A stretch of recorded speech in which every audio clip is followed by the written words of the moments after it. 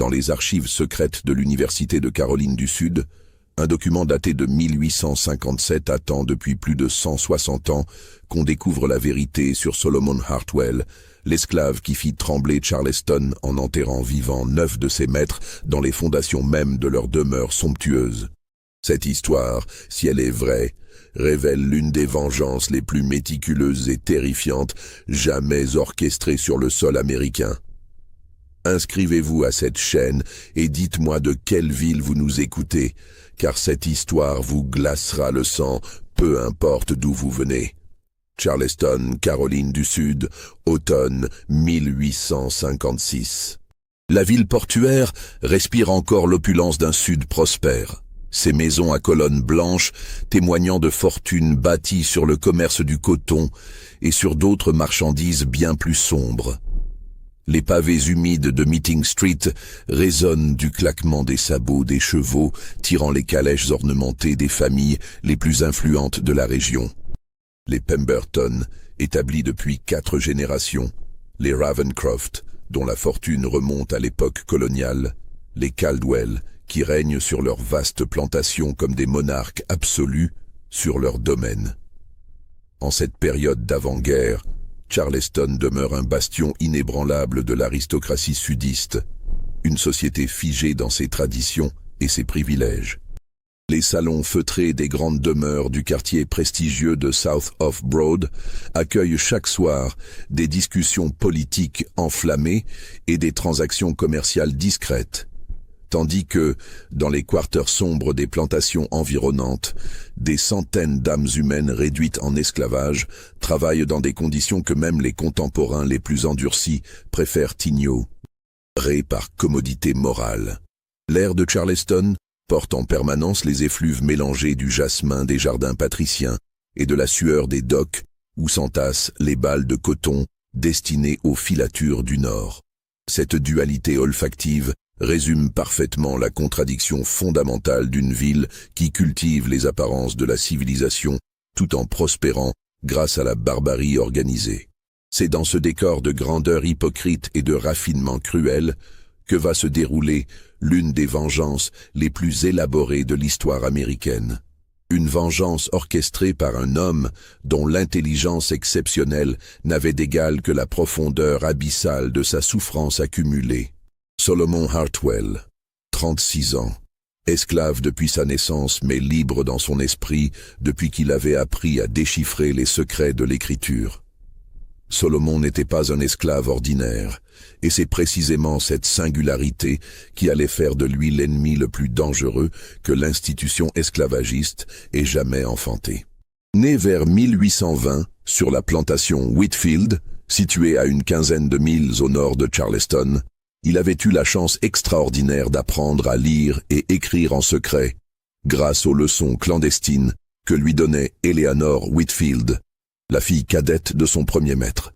Eleanor, jeune femme de 20 ans aux convictions progressistes qui détonnaient dans son environnement, avait entrepris cette éducation interdite par compassion chrétienne et par rébellion contre l'ordre établi. Chaque soir, après que la maisonnée se fut endormie, elle retrouvait Solomon dans la bibliothèque familiale et lui enseignait non seulement les rudiments de la lecture, mais aussi l'histoire, la géographie, les mathématiques et même les rudiments du latin. Cette éducation exceptionnelle allait faire de Solomon un homme intellectuellement supérieur à la plupart de ses futurs maîtres, différence qui ne passerait pas inaperçue et qui signerait son malheur. Lorsqu'Eleanor mourut prématurément de la tuberculose à l'âge de 23 ans, en 1843, sa disparition marqua la fin de l'enfance protégée de Solomon. Joshua Whitfield, patriarche austère et pragmatique, découvrit les activités secrètes de sa fille défunte en fouillant ses affaires personnelles. La révélation de cette transgression familiale le mit dans une rage froide qui ne trouvait qu'une seule issue: se débarrasser du témoin gênant de la faiblesse de sa fille. Solomon fut vendu dès la semaine suivant les funérailles. Non par nécessité financière, les Whitfield étaient prospères, mais parce que sa présence rappelait trop douloureusement à Joshua la désobéissance posthume d'Eleanor et la fragilité de son autorité patriarcale. Commença alors pour Solomon Un calvaire de 13 années qui le mena de plantation en plantation, de maître en maître, chacun découvrant son instruction interdite, et chacun y voyant soit une menace à mater, soit une curiosité à exploiter. Au fil de ces années d'errance forcée, Solomon développa une compréhension profonde des mécanismes de l'oppression et des failles psychologiques de ses oppresseurs. Il apprit à dissimuler son intelligence quand elle représentait un danger, à la révéler quand elle pouvait lui être utile, et surtout à observer et mémoriser chaque détail de la cruauté humaine qu'il subissait quotidiennement. Sans le savoir, ces maîtres successifs formaient l'instrument de leur future destruction. Le 23 octobre 1856, par une matinée brumeuse typique de l'automne carolinien, Solomon Hartwell fut acheté lors d'une vente aux enchères qui se tenait sur Chalmers Street, dans le cœur commercial de Charleston. Cette transaction, en apparence aussi banale que les dizaines d'autres qui avaient lieu chaque semaine dans la ville, cachait une réalité infiniment plus sordide et perverse que tout ce que Solomon avait pu endurer jusqu'alors. L'acquéreur n'était pas un planteur individuel, mais un consortium de 9 hommes influents de Charleston qui s'étaient associés dans une entreprise commune. Ces hommes ne cherchèrent pas à partager les coûts d'acquisition d'un travailleur agricole, comme ils le prétendaient publiquement, mais à satisfaire des instincts bien plus vils et des curiosités intellectuelles malsaines qui s'étaient développées au fil de leurs conversations privées dans les clubs fermés de la haute société Charleston. Le consortium était mené par Cornelius Pemberton, patriarche vénérable d'une famille de planteurs établie depuis 3 générations dans la région. À 62 ans, cet homme à la barbe blanche, soigneusement taillée et aux manières distinguées d'un gentilhomme du vieux Sud, cachait sous son apparence respectable une fascination morbide pour les limites de la résistance humaine. Ses associés partageaient ses penchants déviants tout en conservant leur façade sociale impeccable. Marcus Ravencroft, 58 ans, exerçait la profession de juge au tribunal de Charleston et possédait 2 plantations prospères dans les environs de la ville. Sa réputation de juriste intègre contrastait tragiquement avec ses activités secrètes, où il prenait un plaisir malsain à créer des simulacres de justice qui pervertissaient tous les principes qu'il était censé défendre publiquement. Silas Caldwell, ancien officier de l'armée continentale reconverti dans le commerce du coton, apportait au groupe ses connaissances militaires et disciplinaires. À 55 ans, cet homme sec et nerveux avait gardé de son passé militaire une obsession pour l'ordre et la hiérarchie qu'il exprimait de manière de plus en plus sadique depuis qu'il avait quitté l'uniforme. Tobias Henley, 49 ans, dirigeait l'une des banques les plus importantes de Charleston et pratiquait l'usure avec une cruauté méthodique qui lui avait valu une fortune considérable. Son expertise financière servait au groupe pour organiser leurs activités communes tout en maintenant une comptabilité secrète de leurs expériences et de leurs résultats. Ezra Thornton, médecin respecté âgé de 62 ans, était officiellement spécialisé dans le traitement des affections nerveuses et mentales. Ses connaissances anatomiques et physiologiques faisaient de lui l'expert technique du groupe, celui qui calculait les doses de souffrance compatibles avec la survie prolongée de leurs victimes. Nathaniel Brooks, pasteur de 54 ans de l'église méthodiste de Meeting Street, prêchait chaque dimanche la charité chrétienne et la miséricorde divine devant une congrégation respectueuse. Cette respectabilité religieuse lui servait de couverture parfaite pour des activités qui défiaient tous les commandements qu'il enseignait depuis sa chair. Augustus Fleming, avocat de 47 ans spécialisé dans les questions juridiques liées à l'esclavage, rédigeait les contrats et les documents légaux qui organisaient et protégeaient l'institution particulière du Sud. Son expertise juridique permettait au groupe de maintenir leurs activités dans un flou légal savamment entretenu. Vincent Carey, marchand prospère de 43 ans, possédait les plus grands entrepôts du port de Charleston et contrôlait une partie importante du commerce maritime de la ville. Ces installations portuaires offraient au groupe des lieux discrets pour leurs activités, loin des regards indiscrets de la société Charleston. Enfin, Jeremiah Blackstone, le plus jeune du groupe à 35 ans, était aussi le plus imprévisible et le plus dangereux. Héritier d'une fortune familiale considérable, il n'exerçait aucune profession officielle, mais s'adonnait à ses passions personnelles, avec une violence qui inquiétait parfois même ses associés. Ces 9 hommes avaient développé au fil de leurs rencontres privées un système qu'ils appelaient entre eux l'éducation progressive par étapes. Solomon devait passer exactement 1 semaine chez chacun d'eux, subissant des sévices de plus en plus raffinés et psychologiquement destructeurs, conçus pour briser définitivement son esprit avant qu'il ne soit finalement revendu à un planteur de Géorgie qui ne poserait aucune question sur son état mental ou physique. La première semaine, chez Cornelius Pemberton dans sa plantation Magnolia Grove, Solomon découvrit rapidement l'étendue terrifiante de sa nouvelle situation. Enfermé dans une cave spécialement aménagée sous la demeure principale, une cave que Pemberton avait fait creuser et équiper selon ses spécifications personnelles, il fut soumis à des expériences psychologiques méthodiques destinées à tester et documenter sa résistance mentale.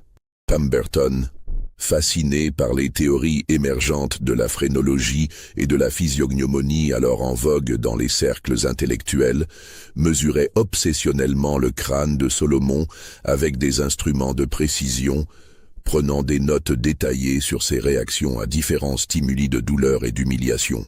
Ces mesures étaient consignées dans un carnet personnel que Pemberton tenait avec la rigueur d'un scientifique étudiant un spécimen de laboratoire.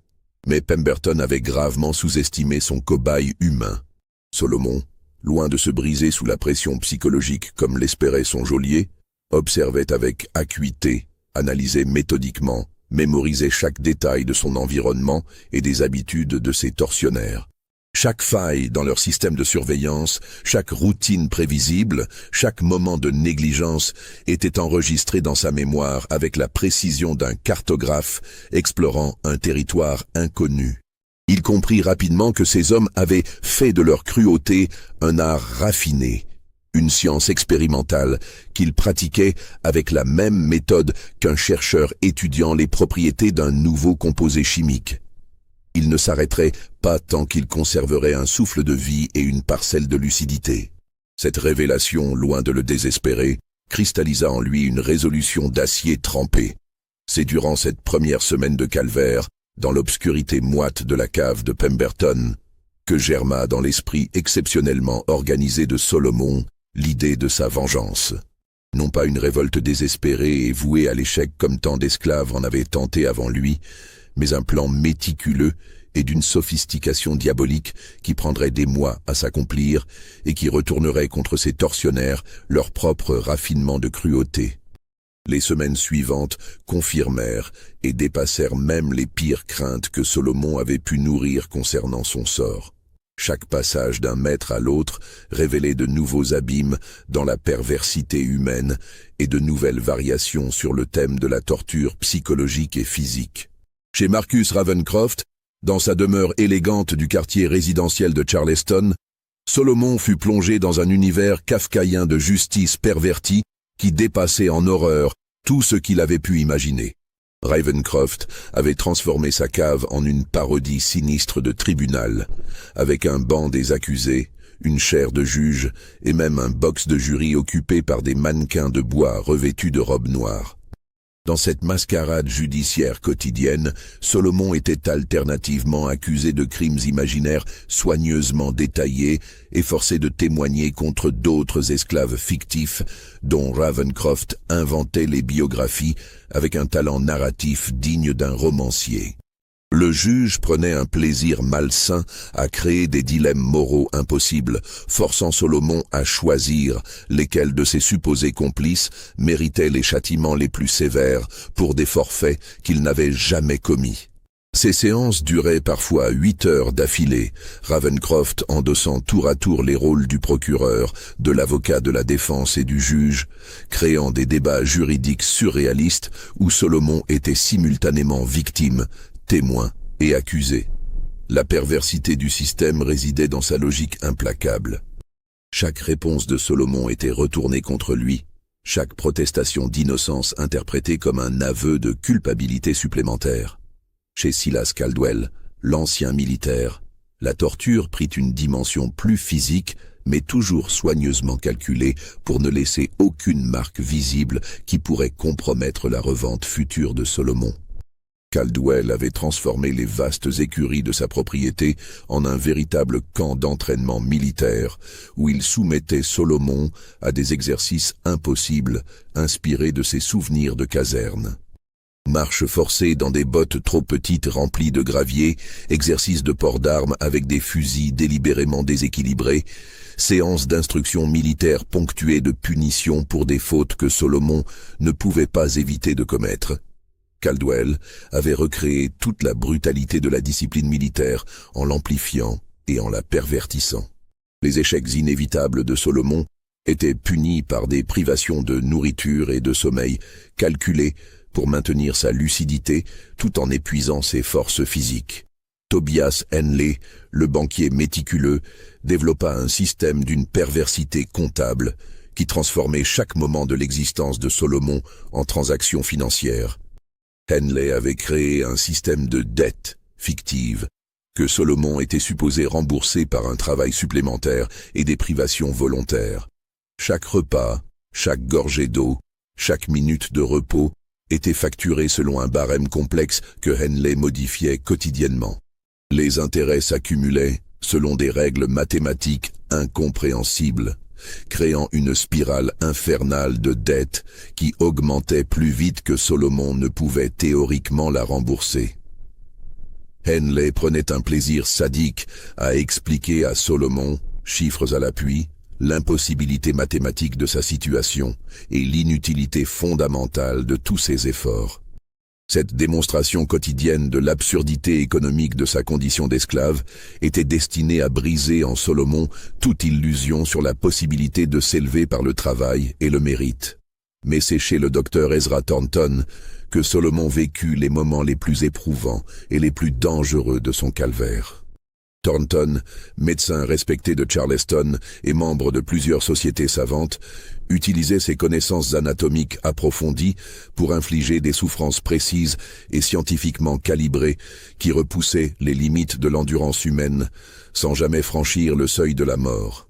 Sous prétexte d'études médicales sur les différences de résistance à la douleur selon les races, théorie pseudo-scientifique alors en vogue dans certains cercles académiques, Thornton menait des expériences qui relevaient de la pure torture médicalisée.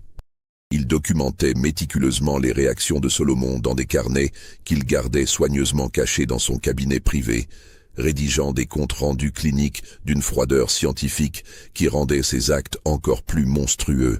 Injection de substances irritantes dans les muscles, tests de résistance aux températures extrêmes, privation sensorielle prolongée accompagnée de stimuli agressifs. Thornton explorait systématiquement toutes les voies par lesquelles la souffrance pouvait être infligée à un corps humain sans compromettre ses fonctions vitales.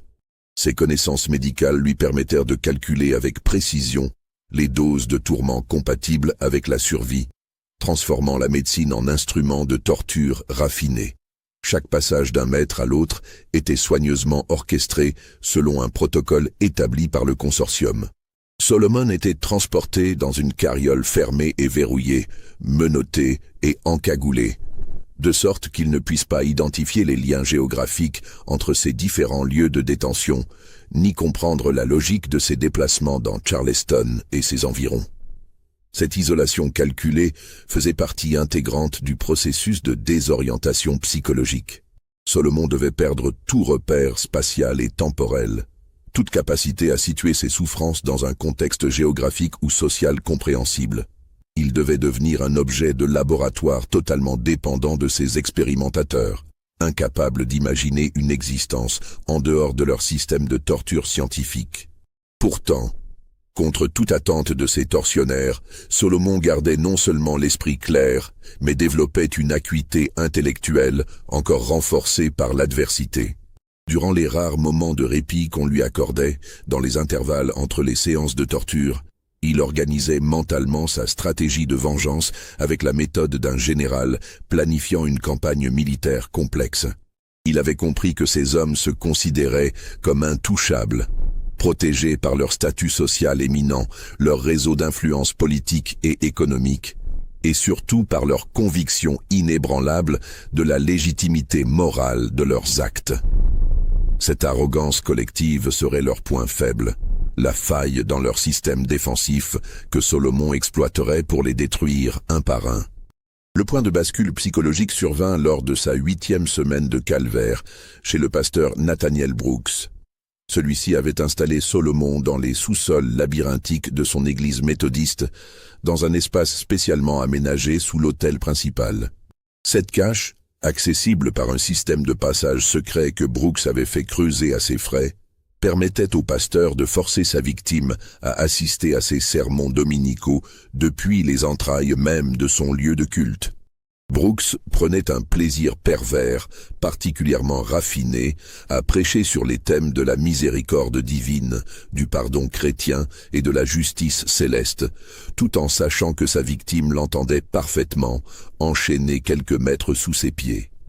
Cette profanation de l'espace sacré et cette perversion des enseignements chrétiens représentaient pour Brooks l'accomplissement ultime de sa domination psychologique.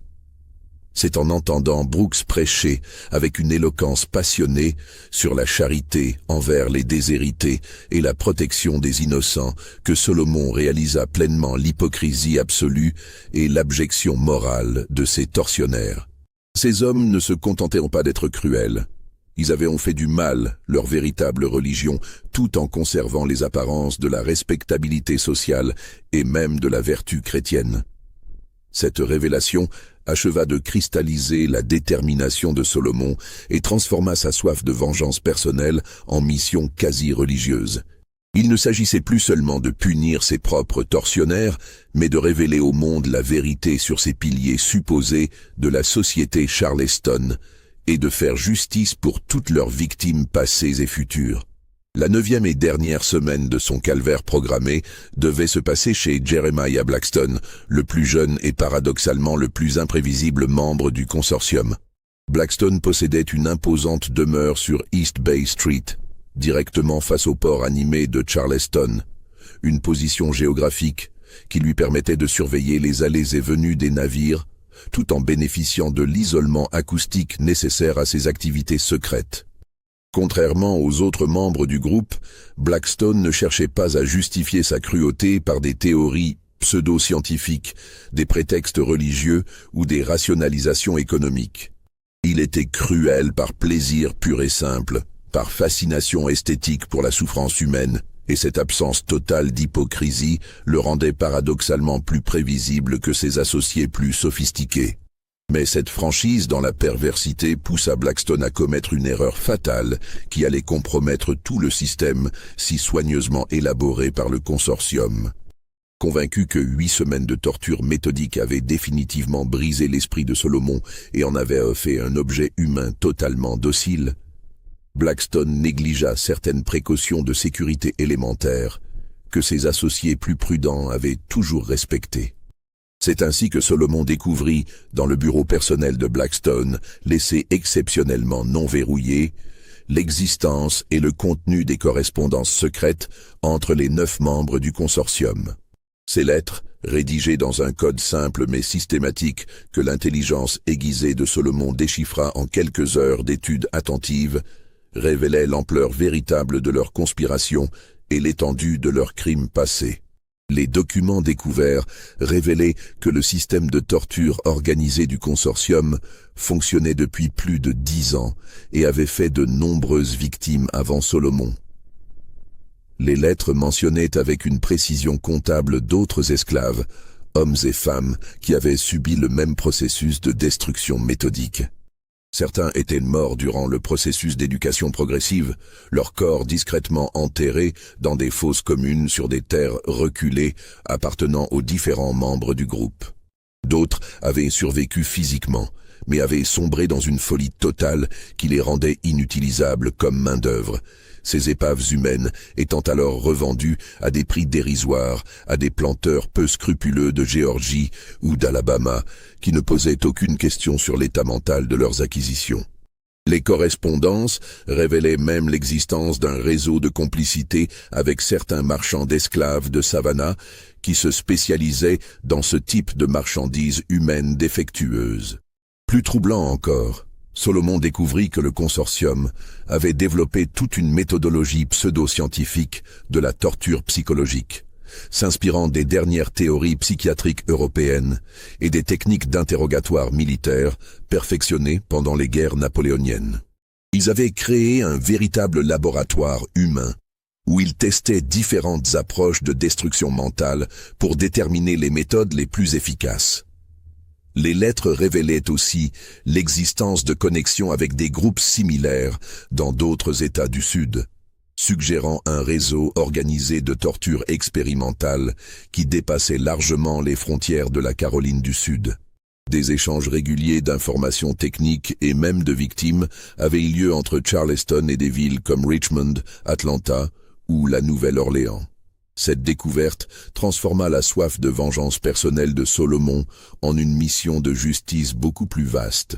Il ne s'agissait plus seulement de se venger pour ses propres souffrances, mais de faire justice pour toutes les victimes de ce système organisé de cruauté et de révéler au monde l'existence de ce réseau de torture qui opérait en toute impunité sous le couvert de la respectabilité sociale. Solomon profita de l'arrogance croissante de Blackstone pour parfaire son plan de vengeance et rassembler les informations nécessaires à son exécution. Il étudia minutieusement les plans architecturaux de la demeure, mémorisa les habitudes quotidiennes de tous les domestiques, identifia les points faibles du système de sécurité et cartographia mentalement tous les accès possibles à la propriété. Mais surtout, il découvrit quelque chose d'inattendu qui allait révolutionner sa stratégie. Blackstone gardait chez lui, dans son laboratoire personnel aménagé dans les caves de sa demeure, une réserve importante de chloroforme et d'autres substances chimiques que le jeune homme utilisait pour endormir ses victimes avant de les torturer. Cette pharmacie clandestine offrait à Solomon l'arme parfaite pour la réalisation de son plan. L'idée de sa vengeance prit alors sa forme définitive dans l'esprit méthodique de Solomon. Le chloroforme serait son instrument principal, mais pas pour tuer rapidement ses tortionnaires. Non. La mort serait trop douce et trop rapide pour des hommes qui avaient fait de la souffrance prolongée leur spécialité. Il avait conçu pour eux un châtiment qui égalerait et dépasserait même leur propre raffinement de cruauté. Durant cette dernière semaine de captivité programmée, Solomon perfectionna son art de la dissimulation en simulant une folie progressive qui enchantait Blackstone. Il se mit à parler tout seul en marmonnant des phrases incohérentes, à rire sans raison apparente, à trembler de manière incontrôlable lors des séances de torture. Blackstone, ravi de ce qu'il percevait comme sa victoire totale sur l'esprit de Solomon, relâcha encore davantage sa surveillance et se montra de plus en plus négligent dans ses précautions. Il ne se doutait pas que chaque geste démentiel de Solomon était soigneusement calculé, chaque rictus une feinte destinée à endormir sa méfiance, chaque tremblement une performance théâtrale conçue pour masquer une lucidité et une détermination plus aiguë que jamais. Solomon était devenu un acteur consommé, jouant le rôle de sa propre déchéance mentale avec un talent qui aurait fait honneur aux meilleurs comédiens de Charleston. Le plan de vengeance que Solomon avait élaboré durant ces 9 semaines de calvaire était d'une simplicité terrifiante et d'une sophistication diabolique qui reflétait parfaitement l'intelligence exceptionnelle que ses tortionnaires avaient sous-estimée. Il avait passé ce temps précieux à étudier méticuleusement chacun de ses bourreaux, à mémoriser leurs habitudes les plus intimes, leurs faiblesses psychologiques, leurs peurs secrètes et surtout leurs techniques de torture qu'il comptait retourner contre eux. Il savait que ces hommes se sentaient absolument intouchables, protégés par leur fortune considérable, leur statut social éminent, leur réseau d'influence politique et économique qui s'étendait jusqu'aux plus hautes sphères de l'État de Caroline du Sud. Cette arrogance collective, cette conviction inébranlable de leur impunité, serait précisément la faille dans leur système défensif que Solomon exploiterait pour les détruire méthodiquement. Le 1er novembre 1856, Solomon devait officiellement être transféré vers une plantation de Géorgie pour y être revendu comme main-d'œuvre défaillante. C'était le jour que Solomon avait minutieusement choisi pour déclencher sa vengeance, profitant de la transition administrative qui rendrait sa disparition temporairement moins visible pour les autorités. Mais d'abord, il devait s'évader de chez Blackstone, tâche qui s'avéra étonnamment facile grâce à la négligence croissante de son dernier geôlier. Blackstone avait pris l'habitude de boire chaque soir un verre généreux de bourbon de Kentucky avant de se coucher, rituel de détente qui marquait la fin de ses activités diurnes et le début de sa vulnérabilité nocturne.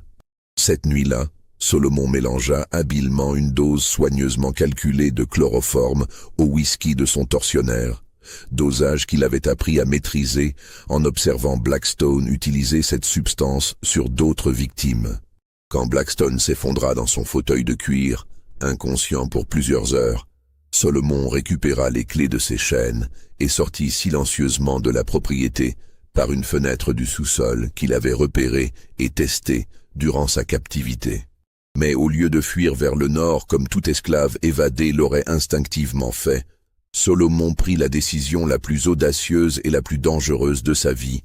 Il resta à Charleston pour accomplir sa mission de justice. Il avait une dette de sang à régler avec chacun de ses 9 tortionnaires, et rien ne l'empêcherait de la solder intégralement. Sa première cible fut logiquement Cornelius Pemberton, l'organisateur et le cerveau du consortium. Solomon connaissait parfaitement la routine quotidienne de la plantation Magnolia Grove pour y avoir passé sa première semaine de calvaire méthodique. Il savait que Pemberton se rendait religieusement chaque matin à exactement 6 heures dans ses écuries pour inspecter personnellement ses chevaux de race, habitude si profondément ancrée dans son caractère méticuleux que même ses domestiques les plus anciens pouvaient la prévoir avec une précision d'horloge. Solomon l'attendait patiemment, dissimulé dans l'une des stalles les mieux situées, ayant étudié pendant des heures la configuration des lieux et les angles morts de la surveillance. Quand Pemberton entra dans l'écurie selon son habitude matinale, seul et confiant dans la sécurité de sa propriété, Solomon surgit silencieusement derrière lui et lui fit respirer un chiffon généreusement imbibé de chloroforme. Le planteur s'effondra sans un bruit, sans même avoir eu le temps de comprendre ce qui lui arrivait. Ce qui suivit dépassa en horreur méthodique et en raffinement cruel tout ce que Pemberton avait pu infliger à ses nombreuses victimes au fil des années.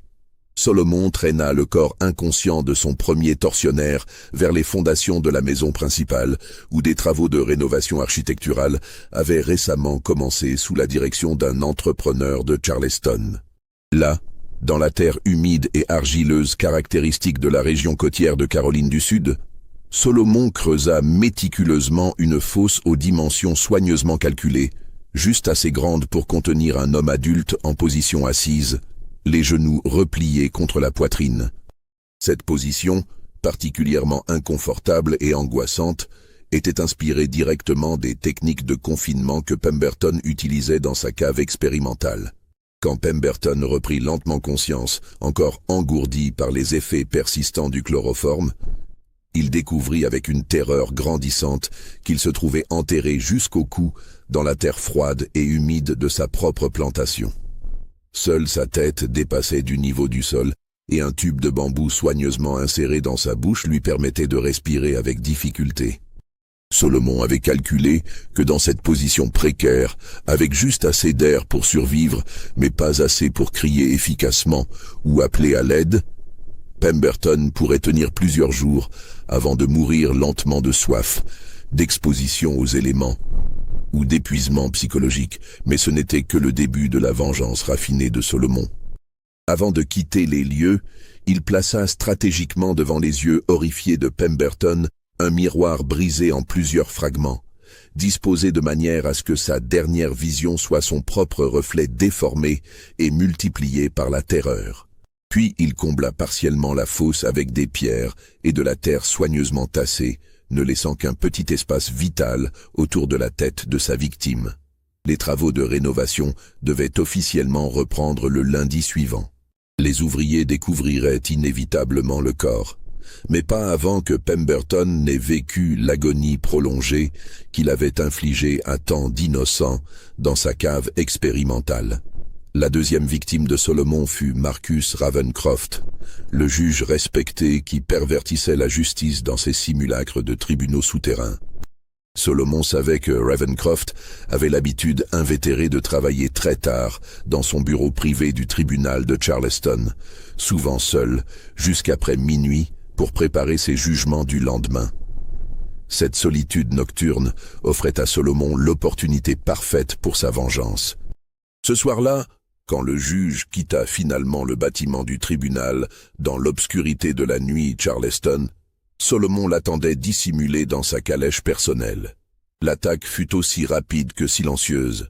Ravencroft fut chloroformé avant même d'avoir pu comprendre qu'un danger le menaçait. Il se réveilla dans sa propre cave à vin, dans sa demeure élégante de Charleston. Mais la cave avait été transformée par Solomon en une parodie terrifiante des tribunaux fictifs que Ravencroft organisait pour torturer ses victimes. Solomon avait installé un système ingénieux de poulies et de cordes qui permettait à Ravencroft de choisir entre trois options, dans une reproduction cruelle des dilemmes impossibles que le juge imposait à ses victimes. Une première corde lui donnerait accès à une réserve d'eau, une seconde améliorerait temporairement son approvisionnement en air, et la troisième déclencherait supposément un mécanisme de libération. Mais le système était diaboliquement truqué par Solomon. Au bout de quelques heures d'utilisation, les trois cordes activeraient le même mécanisme fatal, transformant chaque choix en illusion de contrôle destinée à amplifier le désespoir final. Vous sentez des frissons parcourir votre échine? Alors aimez cette vidéo et dites-moi dans les commentaires ce que vous pensez qu'il va arriver aux 7 autres membres de ce consortium maudit. Les jours suivants furent marqués par une terreur grandissante et soigneusement entretenue parmi l'élite de Charleston. Les corps de Pemberton et Ravencroft furent découverts dans des circonstances si troublantes et inexplicables que les autorités municipales prirent immédiatement la décision d'étouffer l'affaire pour éviter la panique générale et préserver la réputation de respectabilité de la ville.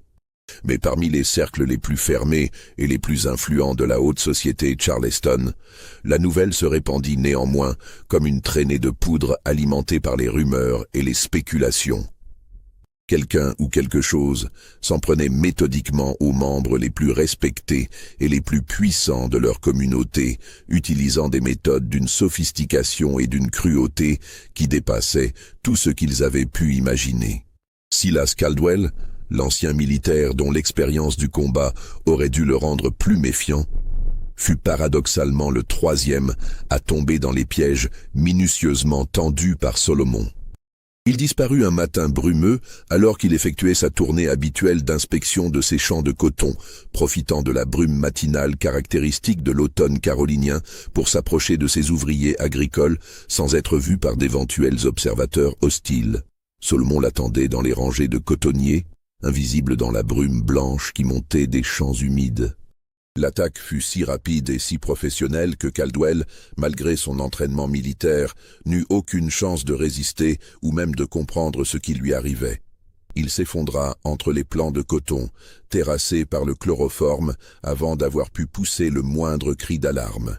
Caldwell se réveilla dans un cauchemar qui reproduisait avec une précision diabolique l'univers militaire qu'il chérissait tant. Solomon l'avait enterré dans un trou creusé selon les spécifications exactes d'une tranchée militaire réglementaire, avec juste assez d'espace pour bouger les bras et la tête, mais pas assez pour se lever ou s'échapper. Au-dessus de lui, Solomon avait installé un mécanisme de précision horlogère qui reproduisait les bombardements d'artillerie. Toutes les heures exactement, une petite quantité de terre tombait du plafond de fortune, accompagné d'un petit panneau indicateur du temps restant avant l'ensevelissement complet. Caldwell, avec sa formation militaire, pouvait calculer exactement combien de temps il lui restait à vivre, minute par minute, heure par heure. Cette précision mathématique de sa mort annoncée était plus terrifiante que l'incertitude, transformant ces derniers moments en un décompte inexorable vers l'anéantissement. Le banquier Tobias Henley connut un sort particulièrement ironique qui reflétait parfaitement ses obsessions financières et sa cupidité légendaire. Solomon l'enleva dans les caves même de sa banque sur Broad Street, profitant de l'habitude de Henley de vérifier personnellement ses réserves d'or chaque soir avant de fermer l'établissement. Henley se réveilla enterré dans la cave de sa propre institution financière, sous un tas soigneusement disposé de pièces d'or factices que Solomon avait fabriquées avec un talent d'artisan. Le banquier pouvait voir et toucher la fortune qu'il avait passé sa vie entière à amasser avec une avarice maladive, mais chaque mouvement désespéré pour s'emparer de ces richesses illusoires faisait s'effondrer un peu plus de terre sur lui, l'ensevelissant progressivement dans sa propre cupidité. C'était un parfait exemple de châtiment poétique.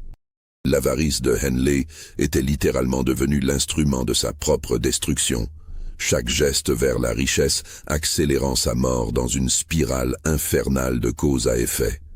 Le docteur Ezra Thornton, celui qui avait mené des expériences pseudo-médicales sur Solomon avec la froideur d'un scientifique étudiant un animal de laboratoire, découvrit à son réveil qu'il était devenu lui-même un sujet d'étude dans son propre laboratoire privé. Solomon l'avait installé dans une camisole de force de conception médicale, entouré de tous ses instruments de mesure et d'observation qu'il utilisait habituellement pour documenter les souffrances de ses victimes. Un mécanisme ingénieux, digne d'un horloger de précision, permettait aux instruments de mesurer et d'enregistrer automatiquement les constantes vitales de Thornton, tandis qu'il mourait lentement d'épuisement et de terreur psychologique. Solomon avait même préparé un carnet médical détaillé, imitant parfaitement l'écriture clinique et méthodique de Thornton, documentant scientifiquement chaque étape de son agonie comme une authentique étude médicale sur les effets de la terreur prolongée sur l'organisme humain. Sujet masculin, âge 62 ans, médecin de profession, commençait le faux rapport rédigé par Solomon. Observation clinique des réactions physiologiques à la terreur prolongée en environnement contrôlé. Pouls initiales, 90 battements par minute.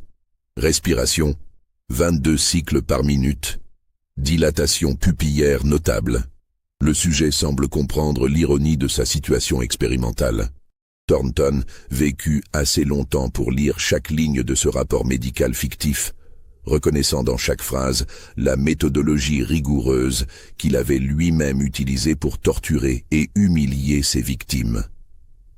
La précision clinique de Solomon égalait et dépassait même celle du médecin, mais elle servait désormais une justice implacable plutôt qu'une curiosité scientifique pervertie.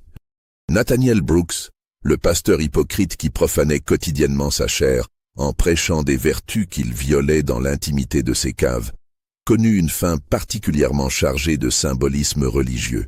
Solomon l'enterra méthodiquement sous la chaire même de son église méthodiste sur Meeting Street, mais selon une configuration spatiale d'une précision diabolique.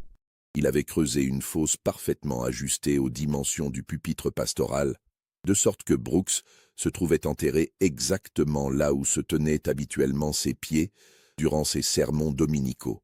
Le système respiratoire que Solomon avait installé était d'une cruauté psychologique raffinée. L'air arrivait par un tube savamment dissimulé qui débouchait dans le pupitre même, permettant à Brooks d'entendre parfaitement chaque mot, chaque chant, chaque prière de sa congrégation. Ainsi, quand la communauté se rassemblait pour le service religieux dominical, Brooks pouvait entendre distinctement chaque note des hymnes, chaque parole des prières collectives, chaque mot des sermons de son remplaçant temporaire, tout en sachant qu'il mourait lentement sous les pieds même de ses paroissiens ignorants. Solomon avait même prévu un système acoustique rudimentaire qui amplifiait les sons de l'Église, transformant chaque célébration religieuse en torture auditive pour le pasteur enseveli. Brooks survécut à 3 services religieux complets, ces derniers moments terrestres accompagnés des voix émouvantes de sa communauté chantant « Amazing Grace » au-dessus de sa tête. Dans un ultime raffinement de cruauté symbolique, Solomon avait laissé près de lui une Bible personnelle ouverte à l'Évangile selon Matthieu, chapitre 7, verset 12. Tout ce que vous voulez que les hommes fassent pour vous, faites-le de même pour eux, car c'est la loi et les prophètes. Augustus Fleming, l'avocat spécialisé dans les questions juridiques complexes de l'esclavage, fut découvert dans les archives secrètes du tribunal de Charleston, enterré vivant au milieu même des documents légaux qu'il avait personnellement contribué à rédiger pour maintenir, justifier et perfectionner l'institution de l'esclavage en Caroline du Sud. La mise en scène orchestrée par Solomon était d'un symbolisme juridique saisissant. Fleming était enchaîné avec des fers d'esclaves authentiques, entouré de contrats de vente d'êtres humains qu'il avait personnellement rédigés avec un talent juridique indéniable. Solomon avait disposé ces documents avec un soin maniaque, de manière à former un cercle parfait autour de sa victime, créant une sorte de bibliothèque de l'horreur légale où Fleming pouvait lire, dans ses derniers instants de lucidité, l'inventaire complet et détaillé de ses crimes contre l'humanité. Parmi ces documents soigneusement sélectionnés, Solomon avait intercalé des témoignages poignants d'esclaves maltraités, des lettres déchirantes de familles séparées par les ventes forcées, des rapports médicaux accablants sur les sévices physiques et psychologiques subis dans les plantations. Fleming fut ainsi contraint de prendre conscience, document après document, de l'ampleur véritable des souffrances humaines qu'il avait légalement autorisées, protégées et rationalisées au nom du droit et de l'ordre social. Un détail particulièrement troublant révélait la minutie psychologique de Solomon. Il avait calculé l'éclairage de la cave de manière à ce que Fleming ne puisse lire qu'un seul document à la fois, l'obligeant à découvrir progressivement et méthodiquement l'étendue de ses crimes. Chaque nouvelle lecture était plus accablante que la précédente, construisant une montée dramatique vers la révélation finale. Son propre acte de décès, déjà rédigé et signé de la main élégante de Solomon. Vincent Carey, le marchand prospère, propriétaire des plus grands entrepôts du port de Charleston, connut un sort parfaitement adapté à ses activités commerciales lucratives. Solomon l'enterra vivant dans l'un de ses propres entrepôts portuaires, au milieu même des marchandises qu'il avait accumulées grâce au commerce triangulaire et au travail gratuit des esclaves. Mais Solomon avait transformé cet entrepôt familier en un labyrinthe cauchemardesque d'une complexité diabolique. Les caisses et les ballots de coton étaient disposés selon un plan géométrique précis, de manière à former des couloirs étroits et sinueux qui menaient tous, après de multiples détours et fausses pistes, vers le centre géographique de l'entrepôt, où se trouvait la fosse soigneusement creusée de carrés. Le marchand était enterré jusqu'à la taille dans cette fosse centrale, ses mains restant libres, mais totalement incapables d'escalader les parois volontairement rendues glissantes par Solomon. L'ingéniosité diabolique de Solomon se révélait dans les détails techniques. Il avait attaché une cloche de bronze au poignet droit de Carré, de sorte que chaque mouvement désespéré de la victime produisait un son métallique qui résonnait dans tout l'entrepôt. Mais l'écho créé par la disposition savamment calculée des marchandises rendait absolument impossible la localisation précise de la source du bruit. Même si quelqu'un entendait distinctement la cloche sonner, il lui faudrait des heures d'errance dans le labyrinthe commercial pour naviguer dans ce dédale et découvrir finalement Carrie. Pire encore, Solomon avait calculé scientifiquement les effets de l'humidité portuaire sur la stabilité des piles de marchandises. Avec le temps, l'humidité salée faisait gonfler le coton et déstabilisait progressivement les empilages, modifiant constamment la configuration du labyrinthe et rendant obsolètes les repères que pourrait prendre un éventuel sauveteur. Jeremiah Blackstone était la dernière cible de Solomon, mais aussi la plus difficile et la plus dangereuse de toutes.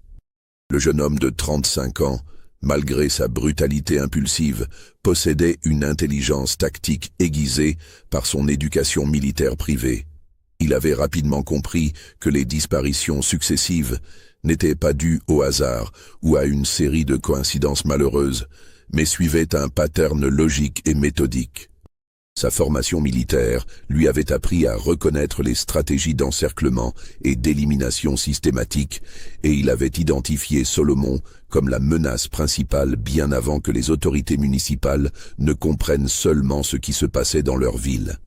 Cette lucidité tactique le rendait infiniment plus dangereux que ses associés, mais aussi plus prévisible dans ses réactions défensives.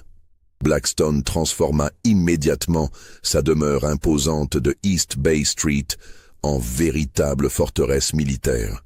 Il engagea 6 gardes armés triés sur le volet, tous d'anciens soldats, rompus aux techniques de combat et de surveillance, fit installer des barreaux de fer forgés aux fenêtres et ne sortait plus de sa propriété qu'accompagné d'une escorte armée organisée selon les règles de l'art militaire.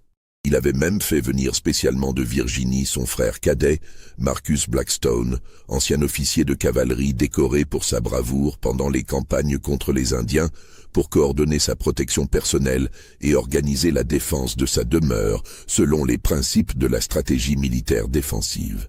Mais Solomon connaissait la faiblesse psychologique secrète de Jeremiah, une vulnérabilité que toutes les précautions militaires du monde ne pourraient pas protéger. Sa claustrophobie pathologique et invalidante, développée durant l'enfance, après avoir été accidentellement enfermé pendant des heures interminables dans un puits abandonné de la plantation familiale. Cette terreur primale et irrationnelle était mentionnée dans plusieurs lettres personnelles confidentielles que Solomon avait découvertes et lues durant sa captivité chez Blackstone. Des correspondances intimes où le jeune homme confiait ses angoisses les plus secrètes à un ami médecin de Richmond. Solomon élabora alors son plan le plus audacieux et le plus risqué, un plan qui dépassait en sophistication tout ce qu'il avait accompli jusqu'alors. Il ne pouvait pas s'introduire par la force dans la demeure transformée en forteresse. Alors il ferait venir Blackstone à lui par manipulation psychologique. Pour cela, il utiliserait l'arme la plus puissante et la plus dangereuse dont il disposait, l'information compromettante sur le consortium. La nuit du 15 novembre 1856, Solomon déposa anonymement au bureau du Charleston Mercury un dossier complet et accablant sur les activités secrètes du consortium. Le journaliste Thomas Whitman, réputé dans toute la ville pour son intégrité professionnelle et son courage moral, reçut des preuves documentaires absolument irréfutables, correspondances originales, témoignages détaillés, plans techniques des installations expérimentales, liste complète des victimes précédentes avec leur nom et leur date de disparition. Mais Solomon avait soigneusement et délibérément omis le nom de Jeremiah Blackstone du dossier livré aux journalistes, tout en y incluant suffisamment d'indices et de références indirectes pour que Blackstone comprenne immédiatement qu'il était parfaitement identifié et que son nom pourrait être révélé à tout moment. Le message implicite était d'une clarté cristalline.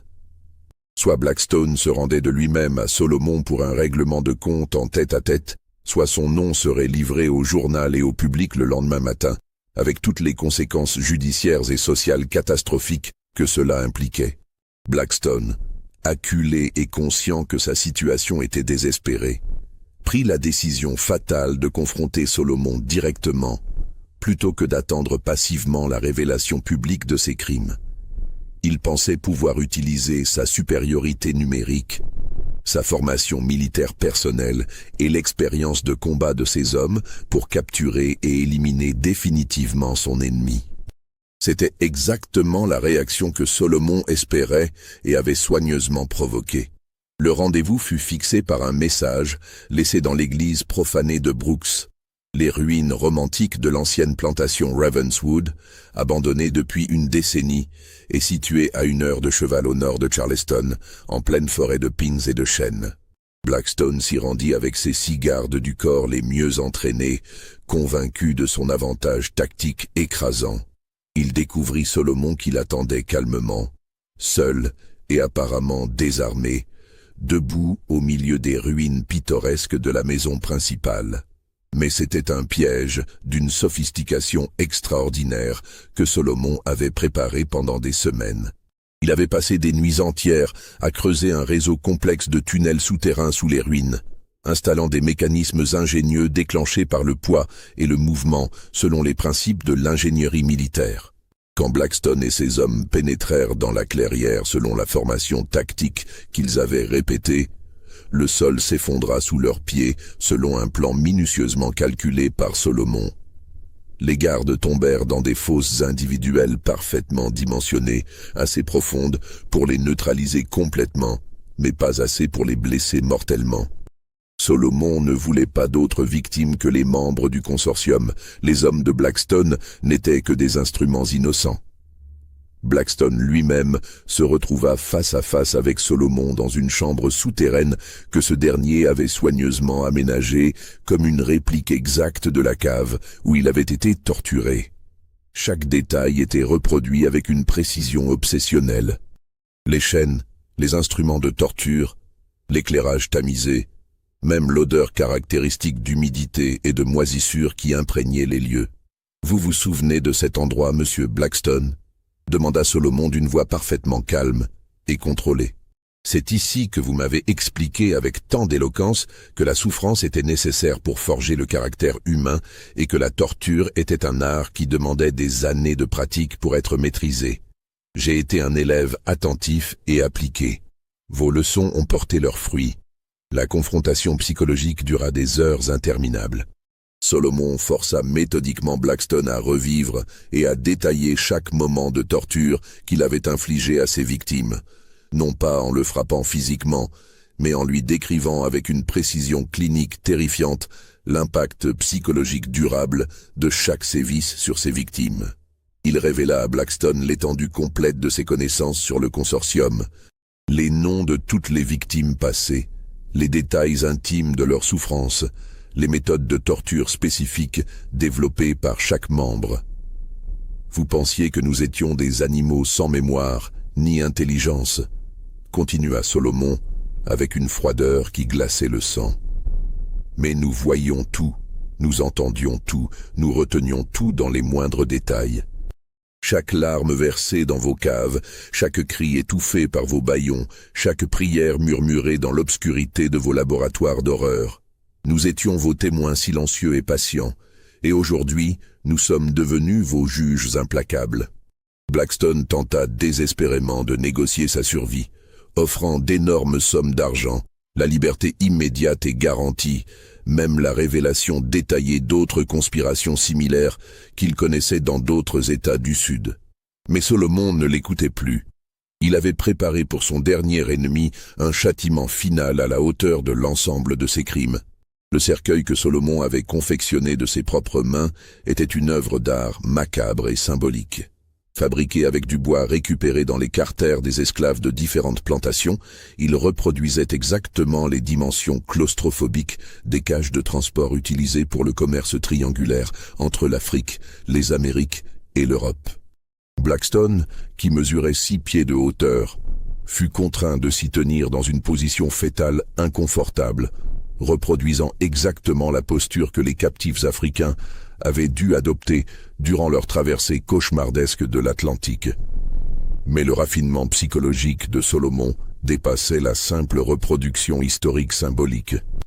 Il avait installé un système complexe de tubes et de réservoirs qui fournirait à Blackstone juste assez d'air et d'eau pour survivre plusieurs semaines dans d'atroces souffrances. La quantité était calculée scientifiquement avec la précision d'un pharmacien. Assez pour maintenir les fonctions vitales, pas assez pour le moindre confort physique ou psychologique. Au-dessus du cercueil enterré, Solomon plaça son mécanisme le plus diabolique, celui qu'il avait conçu et perfectionné durant ses longues nuits d'insomnie et de planification. Une cloche de bronze était reliée à une corde que Blackstone pouvait atteindre depuis l'intérieur de sa prison souterraine. S'il tirait sur cette corde, la cloche sonnerait et alerterait potentiellement des secours qui passeraient dans cette région reculée. Mais il y avait un piège psychologique d'une cruauté raffinée. Tirer sur la corde déclencherait simultanément un mécanisme qui bloquerait définitivement l'arrivée d'air frais. Blackstone devait choisir entre mourir lentement dans le silence terrifiant de sa claustrophobie ou risquer une mort beaucoup plus rapide en appelant à l'aide. Cette torture mentale était la signature finale de Solomon, le couronnement de son art. Il avait retourné contre son dernier ennemi les propres dilemmes impossibles que Blackstone et ses associés imposaient à leurs victimes. Avant de sceller définitivement le cercueil avec de la terre humide, Solomon se pencha vers le visage terrorisé de Blackstone et lui murmura ces derniers mots d'adieu. « Vous m'avez enseigné que la cruauté était un art qui demandait du talent et de la patience. J'ai été un élève exceptionnellement doué et appliqué. Maintenant, vous allez pouvoir expérimenter personnellement votre propre chef-d'œuvre pédagogique. J'espère que vous apprécierez la leçon autant que moi j'ai apprécié les vôtres. » Le 16 novembre au matin, dans une démarche qui stupéfia toute la ville, Solomon Hartwell se présenta volontairement au bureau du shérif William Hutchinson.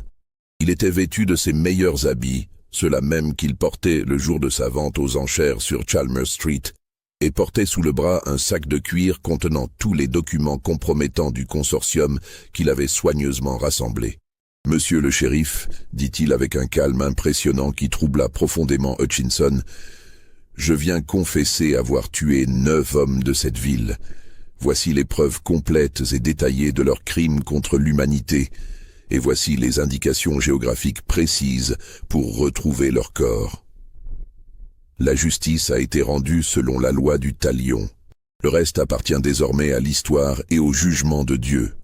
L'enquête officielle qui suivit cette confession volontaire révéla l'étendue véritable du complot des 9 planteurs et bouleversa les fondements même de la société Charleston.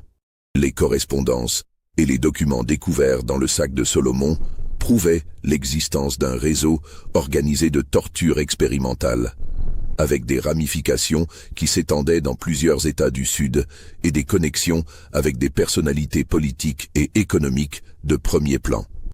Les autorités trouvèrent aussi les fosses communes contenant les corps de plus de 40 esclaves, hommes et femmes, qui avaient subi le même sort que Solomon avant lui, victimes oubliées d'un système de torture organisé qui fonctionnait depuis plus d'une décennie dans la plus totale impunité. Chaque squelette racontait une histoire de souffrance méthodique. Chaque crâne brisé témoignait de la cruauté systématique d'hommes qui se présentaient publiquement comme les piliers moraux de leur communauté. Mais face à l'ampleur catastrophique du scandale et aux implications politiques et économiques désastreuses pour les familles les plus influentes de Charleston, la décision fut rapidement prise au plus haut niveau de l'État de Caroline du Sud d'étouffer complètement l'affaire.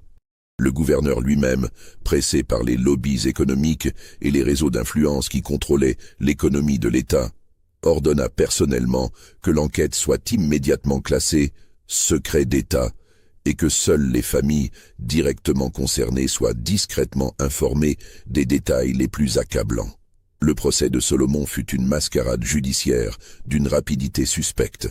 Officiellement accusé de 9 meurtres avec préméditation, il fut jugé en huis clos complet devant un tribunal d'exception composé exclusivement de planteurs et de commerçants ayant des liens financiers ou familiaux avec les victimes.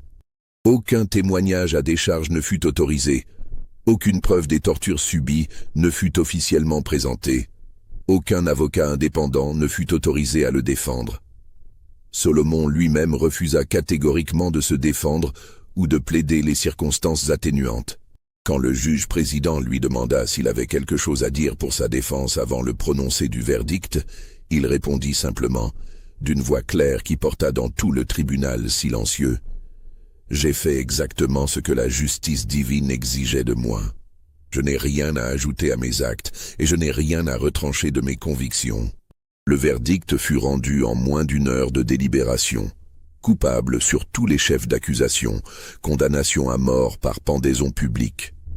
L'exécution fut fixée au 23 décembre 1856, exactement 2 mois, jour pour jour, après l'achat initial qui avait déclenché cette tragédie sanglante. Mais plusieurs témoignages troublants de l'époque rapportent des incohérences majeures et inexpliquées dans le récit officiel de son exécution. D'abord, contrairement à la coutume établie et aux traditions judiciaires de Charleston, le corps de Solomon ne fut jamais exposé publiquement après la pendaison. Les autorités prétextèrent des raisons impérieuses de sécurité publique pour justifier cette entorse au protocole habituel qui voulait que les corps des criminels exécutés soient montrés à la population pour servir d'exemple dissuasif. Ensuite, l'exécution elle-même se déroula dans des conditions exceptionnellement inhabituelles qui intriguèrent les rares témoins autorisés. Seuls quelques observateurs triés sur le volet furent autorisés à y assister, et plusieurs d'entre eux rapportèrent plus tard, sous le sceau du secret, des détails contradictoires et troublants sur le déroulement réel de la cérémonie. William Crawford, le bourreau officiel de Charleston, était pourtant réputé dans toute la région pour sa précision technique irréprochable et sa sobriété professionnelle exemplaire. Mais plusieurs témoins oculaires notèrent qu'il semblait particulièrement nerveux et agité ce jour-là, consultant fréquemment des notes manuscrites et hésitant visiblement sur des procédures qu'il maîtrisait pourtant parfaitement après 15 ans d'expérience. Plus troublant encore, le corps fut immédiatement transféré vers une destination inconnue et tenue secrète immédiatement après l'exécution, sans que les familles des victimes puissent le voir pour s'assurer de la réalité de la mort de leur bourreau. Cette précipitation était d'autant plus suspecte que la tradition judiciaire voulait que les corps des criminels exécutés soient exposés plusieurs jours pour permettre aux familles des victimes de constater l'accomplissement de la justice. Dans les semaines qui suivirent cette exécution officiellement accomplie, plusieurs habitants respectables de Charleston affirmèrent avoir aperçu un homme correspondant exactement au signalement physique de Solomon dans différents quartiers de la ville, aussi bien dans les zones résidentielles que dans les faubourgs populaires. Ces témoignages furent officiellement attribués par les autorités à l'hystérie collective et au traumatisme psychologique causé par l'affaire. Mais leur récurrence et leur précision continuent d'interroger les historiens. Le premier témoignage vraiment crédible et circonstancié vint du révérend Elijah Freeman, pasteur universellement respecté de la communauté noire de Charleston et homme d'une intégrité morale reconnue par tous. Freeman jura sur la Bible avoir personnellement rencontré Solomon dans les faubourgs industriels de la ville 3 jours exactement après son exécution supposée.